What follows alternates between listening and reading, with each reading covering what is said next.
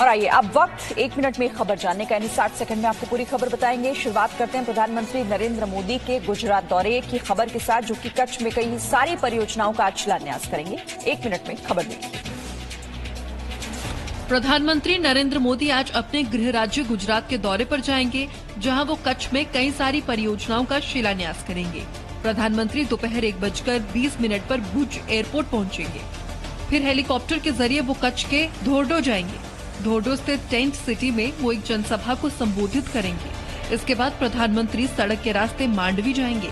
मांडवी में प्रधानमंत्री desalination plant का शिलान्यास करेंगे। साथ ही हाइब्रिड नवीकरणीय ऊर्जा पार्क का भी शिलान्यास करेंगे। इसके बाद वो स्वचालित दूध और पैकिंग संयंत्र का उद्घाटन करेंगे। बाद में प्रधानमंत्री कच्छ के सफेद रण में सांस्कृतिक कार्यक्रम में हिस्सा लेंगे। शाम 7 बजे तक वो भुज एयरपोर्ट पहुंचेंगे और करीब रात 9:30 बजे दिल्ली के लिए रवाना होंगे। धोर्डो में प्रधानमंत्री कच्छ के प्रगतिशील किसानों और कच्छ की सीमा पर खेती करने वाले पंजाबी किसानों से मिलेंगे, उनके साथ बातचीत करेंगे। साथ ही वो कच्छ के हस्तशिल्पियों से भी मुलाकात करेंगे। सोमवार को देश भर में किसानों ने नए कृषि कानूनों के खिलाफ प्रदर्शन किया। 1 मिनट में पूरी खबर आपको बताते हैं। नए कृषि कानूनों के विरोध में दिल्ली के सिंघू बॉर्डर पर किसान संयुक्त मोर्चा के करीब 40 नेताओं ने एक दिन की भूख हड़ताल की। किसानों का ये उपवास सुबह 8 बजे से लेकर शाम 5 बजे तक था। जिस थाने में, जिस जिले में पुलिस तंग करेगी, उसके थानों में पशु बांधने का भी काम हमारे लोग करेंगे। 2 ही रास्ते हैं। हमारे गांव का रास्ता बंद हो गया, या तो हमारा रास्ता ये सरकार फिलवासी ले ले, इसमें कानून बना दे, गांव के रास्ते बंद है, और दूसरा रास्ता है गोली, हम उसके लिए तैयार हैं। दिल्ली गाजीपुर बॉर्डर पर भी किसान उपवास पर बैठे। दिल्ली मेरठ हाईवे पर किसान धरने पर बैठ गए, जिससे घंटों तक लोग जाम में फंसे रहे।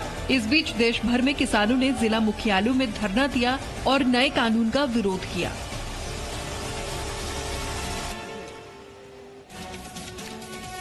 सरकार ने एक बार फिर किसानों के सामने कानून में संशोधन करने का प्रस्ताव रखा है। कृषि कानून के विरोध में जारी आंदोलन के बीच सरकार ने एक बार फिर किसानों से कृषि कानून पर संशोधन के प्रस्ताव को मानने और बातचीत की टेबल पर आने की अपील की है। इसे लेकर कृषि मंत्री नरेंद्र सिंह तोमर ने सोमवार को गृह मंत्री अमित शाह के साथ बैठक की।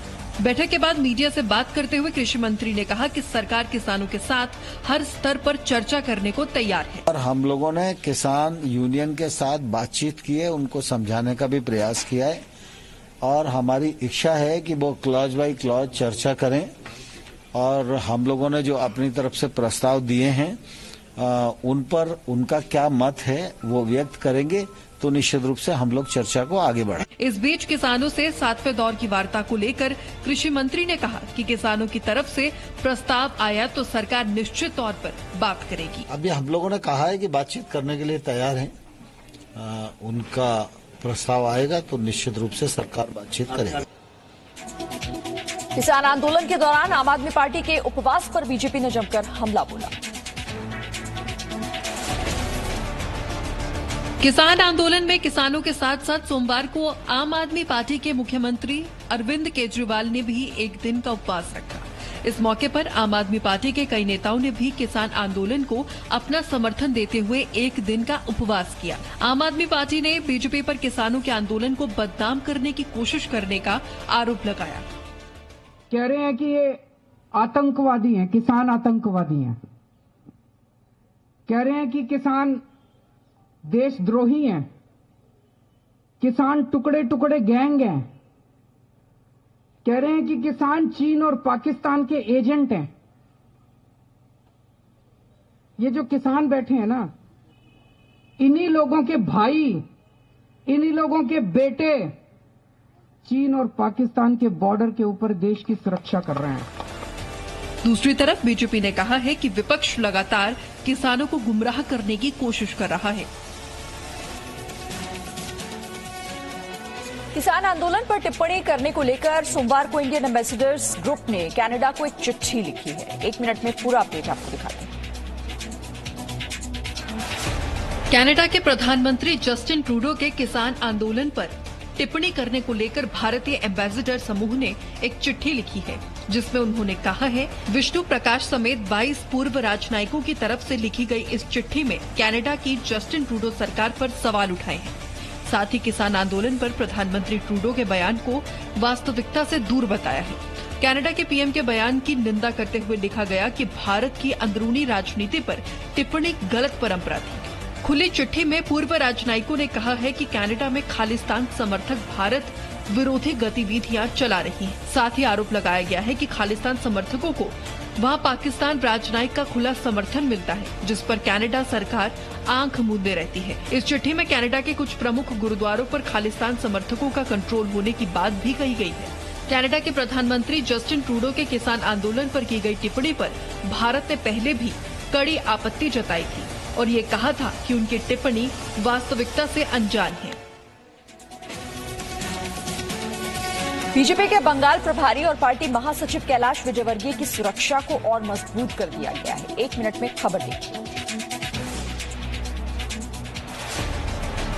बीजेपी महासचिव और पश्चिम बंगाल के पार्टी प्रभारी कैलाश विजयवर्गीय की सुरक्षा बढ़ाते हुए उन्हें अब बुलेट प्रूफ कार दे दी गई है। हालांकि कैलाश विजयवर्गीय को Z श्रेणी की सुरक्षा पहले से ही मिली हुई है, मगर अब उन्हें बुलेट प्रूफ कार दी जा रही है। 10 दिसंबर को पश्चिम बंगाल में डायमंड हार्बर के रास्ते में बीजेपी अध्यक्ष जेपी नड्डा के काफिले पर पथराव हुआ था। जेपी नड्डा के साथ इस काफिले में कैलाश विजयवर्गीय भी थे। कैलाश विजयवर्गीय ने कहा कि बंगाल में आम आदमी की जान सुरक्षित नहीं है। इस बीच केंद्र सरकार के नोटिस के बावजूद पश्चिम बंगाल के मुख्य सचिव और डीजीपी सोमवार को दिल्ली नहीं पहुंचे। दोनों अधिकारियों को 10 दिसंबर की घटना पर स्पष्टीकरण देने के लिए केंद्रीय गृह मंत्रालय में सोमवार को बुलाया गया था।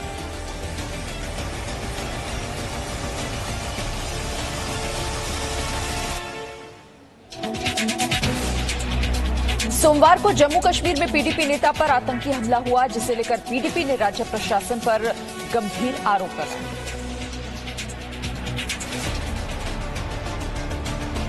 श्रीनगर में सोमवार को पीडीपी नेता हाजी परवेज के आवास पर कुछ आतंकियों ने हमला कर दिया। आतंकियों की फायरिंग में पीडीपी नेता की सुरक्षा में तैनात पुलिसकर्मी शहीद हो गया। उस वक्त घर में बैठा था अपने बच्चों के साथ, तो वो बंदे अंदर आए गेट के अंदर। उन्होंने हवा में फायर दो के आते आते शायद वो चेक कर रहे थे इसके पास सिक्योरिटी वाला कोई है कि नहीं। यहाँ से मेरा पीएसओ निकला, उसने फायर किए तो उसे वो ठहर गए उधर। अनफॉर्चुनेट वो वहाँ से दूसरा पीएसओ मेरा आ रहा था सिविल में, उसके ऊपर उन्होंने जाते जाते फायर किए। इस बीच हमले में शहीद हुए अंगरक्षक को पूरे राजकीय सम्मान के साथ अंतिम विदाई दी गई। इस बीच पीडीपी अध्यक्ष महबूबा मुफ्ती ने ट्वीट कर ये जम्मू कश्मीर प्रशासन पर आरोप लगाया कि प्रशासन विपक्षी नेताओं की सुरक्षा कम कर रही है। दिल्ली में एम्स की नर्स यूनियन ने अपनी मांगों को लेकर अनिश्चितकालीन हड़ताल शुरू कर दी है। 1 मिनट में खबर आपको दिखाते हैं। दिल्ली में अखिल भारतीय आयुर्विज्ञान संस्था यानी एम्स में कार्यरत नर्सों ने सोमवार से अपनी मांगों को लेकर अनिश्चितकालीन हड़ताल शुरू कर दी है। नर्सों की 23 सूत्रीय मांगे हैं। इनमें से प्रमुख मांग ये है कि नर्सों को छठे वेतन आयोग की सिफारिशों के अनुसार वेतन दिया जाए। हमारी कुछ डिमांड थी, उसमें हमारे एम्स के डायरेक्टर मौजूद थे और केंद्रीय स्वास्थ्य मंत्री हर्षवर्धन जी उपलब्ध अवेलेबल थे। उन्होंने हमें लिख के दिया कि आपकी ये मांग है जो जस्टिफाइड है, न्याय संगत है, इसको हम मान रहे हैं, आपको कोई एजिटेशन या गुस्सा का जरूरत नहीं। ये 16 अक्टूबर 2019 की बात है। ये लोग नहीं माने तो हमने इनको स्ट्राइक का नोटिस दिया और अभी तक भी किसी भी डिमांड पे कोई कहीं बात नहीं है। वो डिमांड थी 6 CPC में पे नॉर्मली की डिमांड थी। नर्स यूनियन की हड़ताल को लेकर एम्स के निदेशक रणदीप गुलेरिया ने अपील की है कि वह हड़ताल खत्म कर काम पर लौटे और महामारी से लड़ने में हमारी मदद करे। इस अनिश्चितकालीन हड़ताल से एम्स में इलाज के लिए आने वाले लोगों को मुश्किलों का सामना करना पड़ सकता है। भव्य राम मंदिर के निर्माण का काम आज से शुरू किए जाने की संभावना है। 1 मिनट में खबर आपको बताते हैं। अयोध्या राम मंदिर निर्माण के लिए नींव की फाइनल डिजाइन को आज दिल्ली में राम मंदिर निर्माण समिति के चेयरमैन पूर्व IAS नृपेंद्र मिश्र को सौंपी जा सकती है। इस मौके पर दिल्ली में राम जन्मभूमि तीर्थ क्षेत्र ट्रस्ट के महामंत्री चंपत राय भी मौजूद रहेंगे। मोस्ट पहले से तय है, फाइल बनने हैं 1200 होनी है, उसके बाद में फिर उस पर ढांचा खड़ा होगा। तो लेकिन अभी उसकी मजबूती के लिए नींव की वो विचार चल रहा है और उसके लिए बराबर बैठक हो रही है और उसके लिए क्या एक्सपर्टों की एक कमेटी बना दी गई है। नींव की डिजाइन फाइनल करने में चेन्नई, मुंबई, कानपुर, गुवाहाटी और दिल्ली से IIT इंजीनियर्स, केंद्रीय भवन अनुसंधान संस्था रुड़की, निर्माण कंपनी लॉर्सन एंड ट्रूबो, सहयोगी कंपनी टाटा इंजीनियर कंसल्टेंट जैसे संस्थानों के वैज्ञानिक इंजीनियर्स विशेषज्ञ लगे हुए हैं। नींव का फाइनल डिजाइन राम मंदिर निर्माण समिति को मिलते ही राम जन्मभूमि परिसर में राम मंदिर निर्माण के लिए नींव खुदाई का काम शुरू हो जाएगा। महाराष्ट्र सरकार के मंत्रियों के घरों पर खर्च होने वाले पैसों को लेकर एक नया विवाद शुरू हो गया है। महाराष्ट्र सरकार ने कोरोना काल में हुए लॉकडाउन के कारण राज्य की आर्थिक स्थिति खराब होने का हवाला दिया था, लेकिन अब खबर आ रही है कि इस बीच राज्य सरकार ने अपने मंत्रियों के बंगलों के नवीनकरण पर 90 करोड़ रुपए खर्च कर दिए। अजीत पवार के देवगिरी बंगले पर 1 करोड़ 78 लाख रुपए, बाला साहेब थोराट के रॉयल स्टोन बंगले पर 2 करोड़ 26 लाख रुपए, अशोक चौहान के बंगले मेघदूत पर 1 करोड़ 46 लाख रुपए, धनंजय मुंडे के बंगले चित्रकूट पर 3 करोड़ 89 लाख रुपए, सुभाष देसाई के शिवनेरी बंगले पर 1 करोड़ 44 लाख रुपए, छगन भुजबल के रामटेक बंगले पर 1 करोड़ 67 लाख रुपए, आदित्य ठाकरे के सतपुड़ा बंगले पर 1 करोड़ 33 लाख रुपए खर्च हुए। मंत्रियों के बंगलों को रेनोवेट करने पर पैसे खर्च किए जाने पर विपक्ष ने सवाल खड़े किए। विपक्ष का कहना है कि कोविड के दौरान जो जरूरी खर्च आरोग्य विभाग पर किए जाने थे, वो पैसा PWD विभाग के जरिए मुख्यमंत्री आवास और दूसरे मंत्रियों के आवास को नया बनाने में खर्च किया गया। और अब 1 मिनट में देश भर में कोरोना का अपडेट क्या है वो आपको देते हैं। देश में कोरोना संक्रमण के मामले 99 लाख के करीब पहुंच गए हैं। हालांकि कोरोना के नए मामलों में कमी आई है और कोरोना से ठीक होने वालों की संख्या अब भारत में सबसे ज्यादा है। पिछले 24 घंटे में संक्रमण के 27,071 नए मामले सामने आए।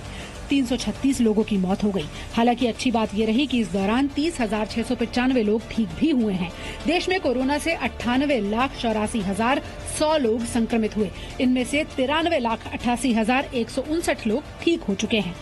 देश में इस वक्त 3,52,586 कोरोना संक्रमितों का इलाज चल रहा है। कोरोना संक्रमण से अब तक 1,43,355 लोगों की मौत हो चुकी है, जबकि देश में कोरोना से ठीक होने वाले मरीजों की दर 94.84% हो गई है। दिल्ली में पिछले 24 घंटों में कोरोना से 60 लोगों की मौत हुई और एक दिन में संक्रमण के 1,376 नए केस आए। दिल्ली में कोरोना की रफ्तार लगातार धीमी होती जा रही है। 1 मिनट में दिल्ली में कोरोना से जुड़ा अपडेट आपको देते हैं। दिल्ली में कोरोना के कुल मामले 6 लाख से भी ज्यादा हो चुके हैं।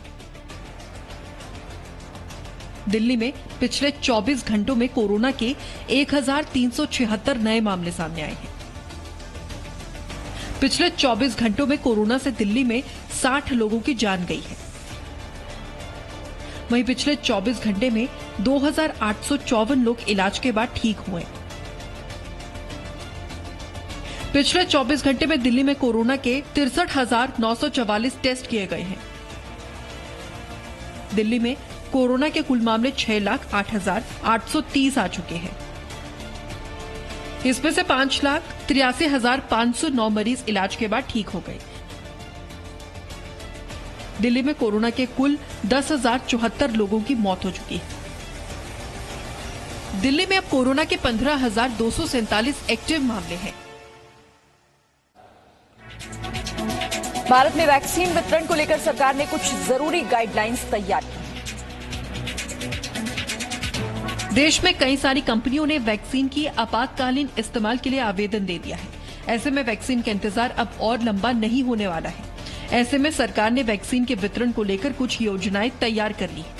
वैक्सीनेशन के पहले फेज में सरकार करीब 30 करोड़ लोगों को कोरोना वैक्सीन लगाने की योजना बना रही है, जिसमें हेल्थ केयर और फ्रंट लाइन वर्कर्स शामिल होंगे। साथ ही इसमें 50 से ज्यादा उम्र के लोग भी शामिल होंगे। वैक्सीन लगाए जाने के बाद लोगों पर आधे घंटे तक नजर रखी जाएगी। Digital platform system Covid vaccine intelligence network की मदद से उन्हें ट्रैक किया जाएगा। कोविन पर रजिस्ट्रेशन वोटर ID, आधार कार्ड, ड्राइविंग लाइसेंस, पासपोर्ट और पेंशन डॉक्यूमेंट जैसे 12 फोटो आईडी डॉक्यूमेंट से ही हो सकता है। वैक्सीनेशन टीम में 5 सदस्य होंगे। इनमें मुख्य अफसर, एक डॉक्टर, नर्स, फार्मासिस्ट या इंजेक्शन देने के लिए कानूनी रूप से योग्य व्यक्ति होगा। पहले से पंजीकृत लोगों को ही वैक्सीन मिलेगी, मौके पर पंजीकरण नहीं होगा। Presenting B News app available on Google Play and App Store. Download it now.